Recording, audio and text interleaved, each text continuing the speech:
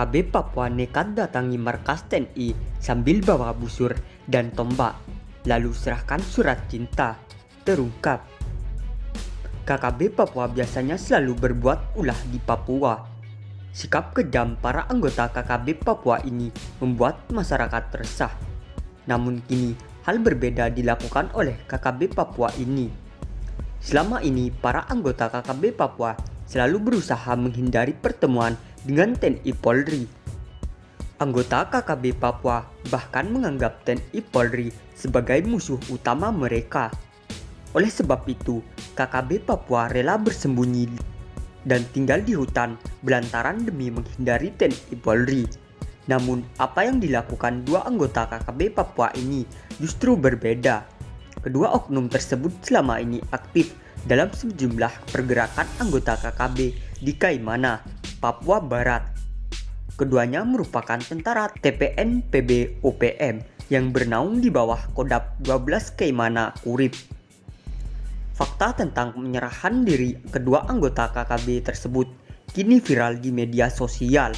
Dalam video yang berdurasi singkat itu, anggota aktif kelompok kriminal bersenjata tersebut datang ke kantor Koramil 180407 Kambrau, Kaimana, Provinsi Papua Barat.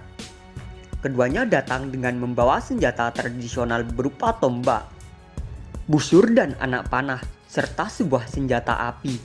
Setelah berada di markas Koramil tersebut, kedua oknum anggota teroris tersebut lantas menyerahkan peralatan perang tersebut kepada prajurit TNI. Peralatan perang berupa senapan angin, tombak busur, dan anak panah itu menjadi barang bukti kembalinya dua anggota KKB tersebut. Yang mengharukan adalah sesuai memberikan peralatan perang itu, salah satu dari kedua anggota KKB tersebut lantas menyerahkan sepucuk surat cinta. Surat cinta itu berisikan ungkapan hati yang menyatakan kesetiaannya terhadap NKRI, Negara Kesatuan Republik Indonesia. Bahkan kedua anggota KKB tersebut secara lantang meminta teman-temannya untuk melakukan hal yang sama seperti yang dilakukan saat ini. Kepada teman-teman yang ada di kampung-kampung, saya meminta untuk datang dan menyerahkan diri. Kita tidak disakiti, kita tidak diapa-apakan, kita diterima dengan sangat baik oleh semua tentara dan polisi, ujar pria yang tak disebutkan namanya tersebut. Sebagaimana yang tersisar dalam video viral tersebut, kedua pemuda itu datang ke Koramil 180407 Kambrau, Kaimana, Provinsi Papua Barat. Keduanya datang dengan mengenakan pakaian seadanya, menggunakan baju kaos dan bercelana pendek. Di tangannya ada senjata yang bisa digunakan untuk berperang.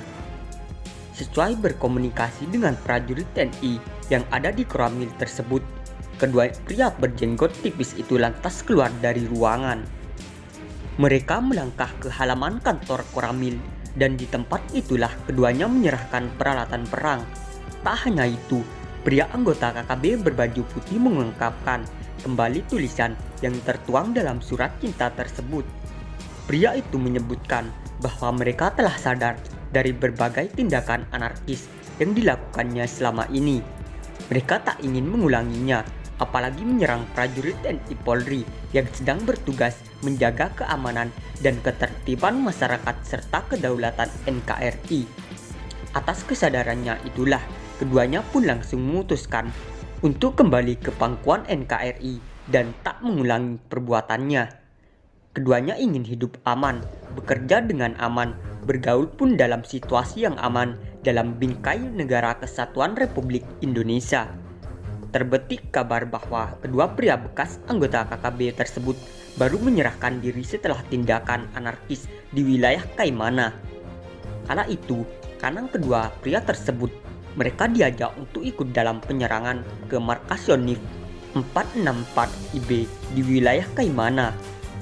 Lantaran menyadari bahwa tindakan tersebut tidak patut dilakukan, maka keduanya pun memilih untuk menghindari dari anggota KKB lainnya.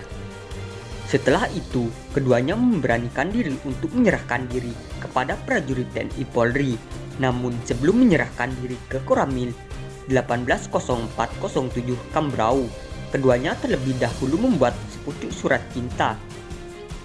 Surat cinta ini berisi ungkapan hati sekaligus janji setianya kepada NKRI.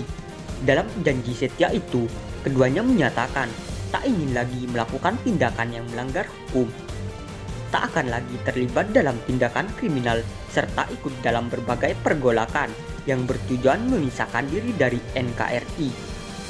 Pada bagian akhir dari video viral tersebut, disebutkan bahwa anggota KKB tersebut menyerahkan diri pada 31 Maret 2022.